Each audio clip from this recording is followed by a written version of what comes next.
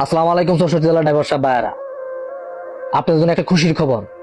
বর্তমানে যত এমপি মন্ত্রী আছে, কোন এমপি মন্ত্রী আমাদের এই সংগঠন নিয়ে কোন জায়গায় কোন সংসদে কথা বলে নাই।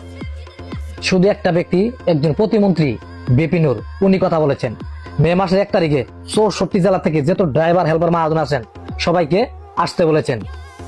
ঢাকা পুরাতন পল্টন আমাদের কেন্দ্রীয় সভাপতি সাজ্জাদ মোল্লা ভাই, তার সাথে বিপিনুরের কথা হয়েছে যে আপনি কত ড্রাইভার সাহেব আছে নিয়ে আসেন, আপনাদের এই সংগঠন নিবন্ধন করে দিব, লাইসেন্স করে দিব, এই সংগঠন বাস্তবায়ন করে দিব। কারণ একমাত্র বিপিনুরেরই মাকড়া ছিল ট্রাক। ভাই, 64 জেলা থেকে যত ড্রাইভার হেল্পার আছেন কেউ মিস করবেন না। আপনাদের অনুরোধ করতেছি দয়া করে কই, কারণ আমাদের সর্বলাস্ট এটাই আমাদের মিটিং। এই মিটিং এ আমাদের সংগঠন বাস্তবায়ন করাই লাগবো, আমাদের নিবন্ধন পাওয়াই লাগবো। তা আমরা আসতেছি 64 জেলা থেকে, আমরা আসতেছি মে মাসের 1 তারিখে।